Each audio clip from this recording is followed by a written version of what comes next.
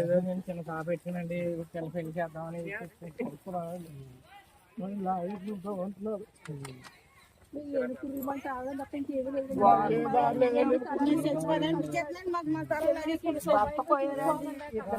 దోషేస్తున్నారండి.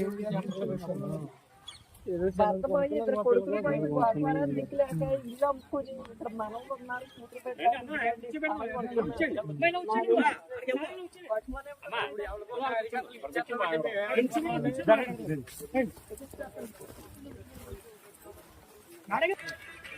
Government hospital కాదండి, building వెనకాల ఉందండి. అక్కడ నుంచి స్టార్టింగ్ ఈ రోడ్డు దగ్గర నుంచి ఆ బిల్డింగ్ ఇలా ఎక్కడికి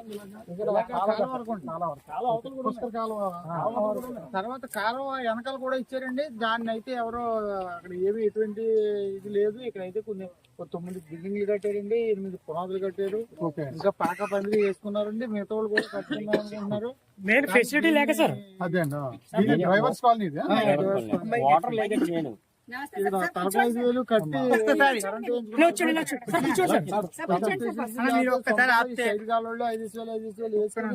కరెంట్ ఈ కరెంట్ 3,50,000 రూపాయలు కలెక్ట్ చేసాం సార్. మేమే అందరూ కూడా శక్తి చేసి కరెంట్ వేసుకున్నాం సార్. కరెంట్ మీరే ఎంచుకున్నాం.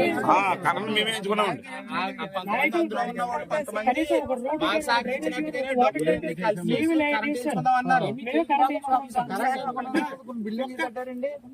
మిగతా వాళ్ళు కూడా కట్టుకోవడానికి ఉన్నారు. పేదలు ఉన్నారండి ఇక్కడ. పేదలు ఉండిపోయారండి. కట్టడానికి అవకాశం లేక 2010 ఇచ్చారు సార్ పట్టాలు. 2010 నుంచి సార్ నేను ఏదో రకంగా ఇక్కడ జీవించాలి అని రేకుల షెడ్లు వేస్తాం సార్. గాలికి దూరికి పడిపోతాం సార్. కరెంట్ లేదు సార్, వాటర్ లేదు సార్, ఏమీ లేదు సార్. ఏమీ లేకుండా నిత్య జీవనం ఎలా సాగించాలి సార్? పాములు, ఆడపిల్లలు ఎక్కడ ఉంటాం సార్ ఇక్కడ? అందుకని చెప్పేసి రేకుల షెడ్లు వేస్తే ఆ కాలికి దూరికి పోయాయి సార్. 2010 నుంచి ఇప్పటి వరకు పట్టించుకున్న నాయకుడు గాని పన్నెత్తి చూసిన వాళ్ళు కానీ లేరు సార్. సరే అయితే ఇటు వెంచరు పడుతుంది అని మాకు తెలిసి మేము వచ్చి చూసుకుని అయ్య బాబు మళ్ళీ స్థలాలు పోతాయేమో అని చెప్పేసి మేము డబ్బులు వేసుకుని కరెంట్ వేయించుకున్నాం సార్. కరెంట్ వేయించుకున్న తర్వాత ఎలుగు వచ్చింది సార్. ఎలుగు వచ్చిన తర్వాత అది కట్టబడింది సార్. అది కట్టబడిన మరుక్షణం కన్ను పడిపోయింది సార్. పడిపోయి మీకు ఇక్కడ ఇవ్వము, వేరే దగ్గర మీకు పట్టాలు ఇస్తాము, మీరు అందరూ లెగుసుకోండి, ఇది లేఅవుట్ చేసేస్తాము, మీ పేరున మళ్ళీ పట్టాలు ఇస్తాము అని చెప్పి మమ్మల్ని మోసం చేస్తున్నారు సార్. చేసి మళ్ళీ వేరే వాళ్ళకు 3 సెంట్లు తప్పున పంచేశారు సార్ పట్టాలు. పంచేసి ఇప్పుడు మా స్థలాల్లో మేము కట్టుకుంటామండి, మాకు ఇవ్వండి అని మేము పని మొదలెడితే అదేంటి ఎంఆర్ఓలు, విఆర్ఓలు అందరూ వచ్చి పని ఆపిచ్చేసి, ఎస్ఐలు అందరూ, పోలీసులు అందరూ వచ్చి పని ఆపేసి బెదిరించి అక్కడికి నడవండి ఇక్కడికి నడవండి అంటున్నారు సార్. 16 సంవత్సరాలు పట్టా వచ్చిందంటే అది మా సొంతం సార్. మేము కట్టుకోవద్దా సార్? మేము కట్టుకుంటుంటే అప్పులు చేసుకుని 3 రూపాయలు వడ్డీలకు తెచ్చి అలా కట్టి ఆ స్థలాలు తెప్పించుకున్నామండి. అది కూడా మోసమేనండి. వాటిలో కట్టుకున్నాము, అది కూడా 3 రూపాయలు వడ్డీకి తెచ్చి మేము మొదలెట్టుకుని ఏదైనా పంప నిలబడాలని మేము నిలబెట్టుకుంటుంటే అది కూడా ఆపేస్తున్నారు సార్. ఎంత వరకు సమంజసం సార్? ఇప్పుడు అదైనా లేనోళ్ళకి ఎత్తలేదు సార్. లేనోళ్ళకి ఇవ్వనానండి, కొన్ని మా ఎదురుగుండా పాపం ఆడ లేనోళ్ళు అనుకుంటారు. మాకు లేదు ఒక పక్కన. మళ్ళీ ఏంటి కార్లు వేసుకునే బడా బాబులందరికి ఇచ్చారు సార్ 3 సెంట్లు. మా పట్టాలు పంచేశారు. మా నోటు కాడ కూడు తీసి వాళ్ళకి ఇడితే అది జయమా సార్? వాళ్ళకి మా నోటు కాడ కూడ వాళ్ళ దగ్గర ఎడతారా సార్? వాళ్ళకైనా బుద్ధి ఉండాలి కదా సార్ కనీసం. అయ్యో ఆడపిల్లలు ఏమి తెలియని వాళ్ళు, వాళ్ళది మనం తినకూడదన్న విధానం వాళ్ళకన్నా ఉండాలి కదా సార్. అది సార్ మా బాధ. మేము కట్టుకుంటాం సార్. నీళ్ళు ఇవ్వమనండి సార్, నీళ్ళు లేవు సార్. ఓన్లీ కరెంట్ ఒకటే ఉంది సార్. నీళ్ళు కానీ మా దగ్గర వెలుగు వచ్చిందంటే కన్ను పడిపోయి ఈ ప్రయత్నాలన్నీ జరుగుతున్నాయి సార్. ఆల్రెడీ ఇప్పుడు మేము కట్టుకుంటుంటే మా స్థలాల్లో మేము కట్టుకుంటుంటే తీసుకోమంటున్నారు సార్.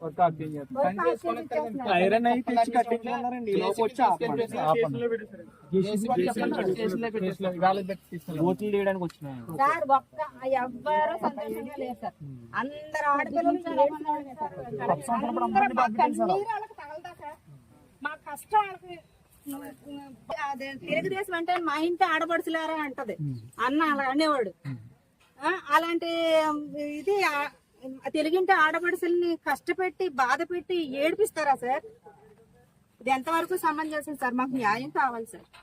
మేము కట్టుకుంటాం సార్ ఎవరి సైకిల్ కట్టుకుంటాం సార్ ఇన్ని రోజుల టైం ఇచ్చి దాని ప్రకారంగా కట్టుకోకపోతే చేస్తాం. వాటర్ ఇవ్వాలండి సార్, వాటర్ ఇవ్వాలండి సార్. తీసుకెళ్తే సాయంత్రం పట్టాలు బంగి పెట్టాడు. మరి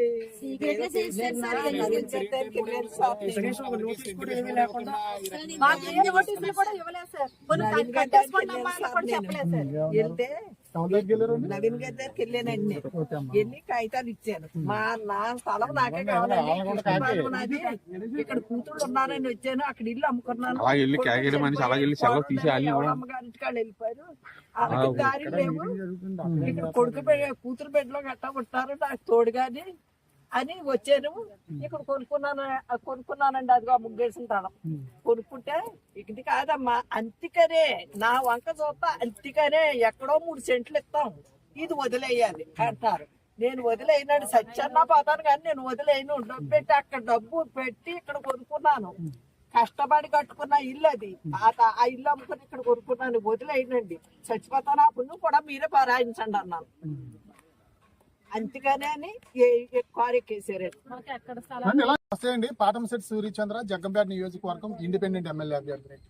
జగ్గంపేట గ్రామ పంచాయతీలో 2010వ సంవత్సరంలో సర్వే నెంబర్ 196/2లో 4 ఎకరాల 73 సెంట్లలో 170 మంది నిరుపేదలకు అప్పుడు కాంగ్రెస్ గవర్నమెంట్ గౌరవనీయులు శ్రీ తోట నరసింహం గారు ఆధ్వర్యంలో 170 మందికి పట్టాలు ఇవ్వడం జరిగింది.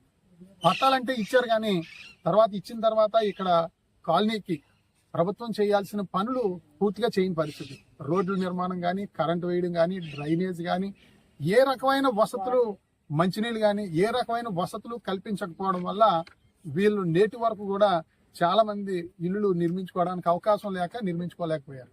ఇప్పుడు కూటమి ప్రభుత్వం వచ్చిన తర్వాత మరి మీకు ఇక్కడ పట్టాలన్నీ క్యాన్సిల్ చేసాం, కొత్త వాళ్ళకి ఇస్తున్నామని చెప్పేసి ఇప్పుడు ఈ కూటమి ప్రభుత్వం గత 10 రోజుల నుంచి కూడా ఇక్కడ ఉన్నటువంటి స్థలాలు ఉన్న ఈ స్థల యజమానులందరినీ కూడా భయభ్రాంతులకు గురి చేయడం అనేది చాలా బాధాకరమైన విషయం. వైఎస్ఆర్ కాంగ్రెస్ పార్టీ ప్రభుత్వం వచ్చినప్పుడు కూడా వీరందరూ కూడా మాకు ఇక్కడ వసతులు కల్పించండి, రోడ్లు, డ్రైనేజ్, కరెంట్ స్తంభాలు, బోరు అన్ని కూడా వాటర్ అన్ని కల్పించండి అని చెప్పేసి గత వైఎస్ఆర్ కాంగ్రెస్ పార్టీ ప్రభుత్వాన్ని కూడా అడిగినా పట్టించుకోలేదు. ఎన్నికల్లో కూడా వీరందరూ కూడా మాకు పట్టాలు ఇచ్చారు, గతంలో మాకు అక్కడ అన్ని వసతులు కల్పించండి అంటే మరి నేటి గెలిచినటువంటి గద్దెనెక్కినటువంటి కూటమి నాయకులు మీకు ఇచ్చిన పట్టాలకు అక్కడ న్యాయం జరుపుతాం, అక్కడ ఉన్న ప్రతి ఒక్కరిని కూడా అక్కడే ఉంచి అక్కడ మీకు ఇల్లు లోన్లు పెడతాం, రోడ్లు వేస్తాం, స్తంభాలు వేస్తాం, మరి బోర్లు కొట్టిస్తాం, అన్ని వసతులు ఏర్పాటు చేస్తామని ఎన్నికల ముందు వాగ్దానాలు చేసి గద్దెనెక్కి 2 సంవత్సరాలు అయిన తర్వాత ఇప్పుడు వీళ్ళందరి నోట్లోని మట్టి కొట్టే పరిస్థితి ఇక్కడ జగ్గంపేటలో జరుగుతూ ఉంది. చాలా బాధాకరమైన విషయం. మరి ఎన్నికల ముందు ప్రతి నిరుపేదకి ఇంటి స్థలం ఇస్తాం, మరి ప్రతి ఒక్కరికి కూడా ఇల్లులు కట్టిస్తాం, జగ్గంపేట నియోజకవర్గంలో 25,000 ఇల్లులు నిర్మిస్తామని చెప్పేసి గౌరవ శాసనసభ్యులు శ్రీ జ్యోతుల్ నెహ్రూ గారు, వారి కుమారుడు గౌరవ శ్రీ జ్యోతుల్ నవీన్ గారు, జిల్లా తెలుగుదేశం పార్టీ అధ్యక్షుడు మరియు జగ్గంపేట నియోజకవర్గ అభివృద్ధి కమిటీ చైర్మన్, వారి ఇరువురు కూడా ఎన్నికల్లో వీళ్ళందరికీ చెప్పడం జరిగింది. మాది బాధ్యత, మీరు ఓట్లేసి గెలిపించండి, ఖచ్చితంగా ఇక్కడ మీకు ప్రతి ఒక్కరికి అవకాశం ఇస్తాను వీళ్ళందరితో చెప్పారు. నియోజకవర్గంలో ప్రతి ఒక్కరు కూడా మీకు ఇల్లు ఇస్తాం, కట్టించేస్తాం, బాధ్యత మాదని చెప్పేసి అన్నారు. ఇప్పుడు మరి కొత్త వాళ్ళకు కూడా తిరిగే వాళ్ళు అవ్వచ్చు, వాళ్ళ అనుచరులు కావచ్చు, ఇంకొకరు కావచ్చు, ఎవరికైతేనో ఇల్లు స్థలాలు ఇవ్వడం కోసం ఎప్పటి నుంచో ఇక్కడ స్థలాలు పట్టాలు ఇచ్చిన వాళ్ళని కాదని మీరు బయటకు వెళ్ళిపోండి అని ప్రభుత్వం ఇది హ్యాండ్ ఓవర్ చేసుకుంది. మళ్ళీ మేము కొత్తగా పట్టాలు ఇస్తాం మాకు నచ్చిన వాళ్ళకని చెప్పడం ఎంతవరకు న్యాయం అని చెప్పేసి అడుగుతా ఉన్నాం. మరి తీర్మానం కూడా చేయడం జరిగింది. పంచాయతీ తీర్మానం విషయం నెంబర్ 253లో పంచాయతీ తీర్మానం ఏమని చేశారంటే 2010లో 170 మందికి ఇల్లు ఇచ్చారు, వాళ్ళు 9 మందే కట్టుకున్నారు. మిగిలిన 161 మందికి ఎటువంటి నిర్మాణాలు చేయకపోవడం వల్ల వాళ్ళందరికీ నోటీసులు ఇచ్చాం. నోటీసులు ఇచ్చినా వాళ్ళు రెస్పాండ్ అవ్వకపోవడం వల్ల ఈ భూమి అంతా కూడా ప్రభుత్వం హ్యాండ్ ఓవర్ చేసుకుని ఇక్కడ ప్రస్తుతం అర్హులైన 50 మంది లబ్ధిదారులకు ఇండ్ల స్థలాలు పట్టాలు అర్హులుగా గుర్తించి ఒక్కొక్కరికి 3 సెంట్ల చొప్పున ఇండ్ల స్థల పట్టాలు మంజూరులకు సంబంధిత ఉన్నతాధికారుల అనుమతి మేరకు పంచాయతీ వారు ఆమోదం కోరటం గురించి వీళ్ళందరినీ రద్దు చేసి ఒక 50 మందికి ఇస్తారా? అసలు మీకు నిజంగా అసలు మనసు ఉందా అని చెప్పేసి అడుగుతా ఉన్నాం.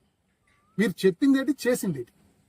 170 మంది నిరుపేదలు ఇక్కడ ఉంటే ఇక్కడ మీరు లోన్ ఇస్తారో, ఇక్కడ బోర్ కొట్టిస్తారో, రోడ్డు వేస్తారో, డ్రైన్ కట్టిస్తారో, మా ఎమ్మెల్యే గారు, మా నెహ్రూ గారు, మా నవీన్ గారు అని చెప్పేసి మీకు ఓట్లు వేసి గెలిపిస్తే వీళ్ళందరినీ బయటకు పోమంటారా? ఇక్కడ ఈ చెల్లెమ్మ అమ్మ ఏది ఇది పట్ట, ఇది ఎవరు మీదమ్మ? ఇది కాల మణికుమారి గారికి 2010లో పట్టా ఇచ్చారు. ఈమెకి 116 ఫ్లాట్ నెంబర్ ఈమెదండి. ఇక్కడ పునాది తవ్వుకుంటుంటే పునాది చేశారు. ఆ పైన అది ఎవరిదమ్మా? అది మీద అమ్మా? అది అమ్మా అక్కడ పాపం ఓస కట్టుకుంటుంటే మేస్త్రీలు పంపించారా? మీది పైన శంకర రామలక్ష్మి గారు అంటే వీళ్ళ అమ్మగారి పేరుని, వీళ్ళ అమ్మగారు వీళ్ళ నాన్నగారు చనిపోయారు. ఈ పాపది వీళ్ళని పొమ్మంటారా? ఇక్కడ ఈమె ఈ పొద్దున్న మిషన్ పెట్టి ఇక్కడ పని చేసుకుంటుంటే మిషన్ తీసుకెళ్లి పోలీస్ స్టేషన్ లో పెడతారా? అసలు న్యాయం ధర్మం అనేది లేదా మీకు? గౌరవ శాసనసభ్యులు శ్రీ జ్యోతుల్ నెహ్రూ గారిని ప్రజల పక్షాన మేము ప్రశ్నిస్తా ఉన్నాం. మీరు చెప్పిన మాట ప్రకారంగా ప్రజలందరికీ న్యాయం చేయండి, ప్రతి ఒక్కరికి ఇల్లులు కట్టడానికి మీరు సహకరించండి. అంతేగాని కట్టుకునే ఇల్లు నేను ఆఫ్ చేస్తానంటే ఇక్కడ చూస్తూ ఊరుకోరు. బాధితుల పక్షాన పోరాడతాం, నిలబడతాం, మిమ్మల్ని ప్రశ్నిస్తాం, వీళ్ళకి తోడుగా అండగా ఉంటామని చెప్పి తెలియజేస్తా ఉన్నాం. దయచేసి మీ విధానాలు మార్చుకోండి. ఇక్కడ 170 మందికి కూడా ఇల్లులు కట్టించండి. ఇందులో భాగంగా కొంచెం మంది అప్పుడు సెక్స్ వర్కర్లకు ఇవ్వడం వల్ల వారికి అనేక రకాల రోగాలు రావటం వల్ల వారు చివరి దశలో ఆ వైద్యం చేయించుకోవడానికి డబ్బు లేక కొంచెం మందికి అమ్మేసుకున్నారు.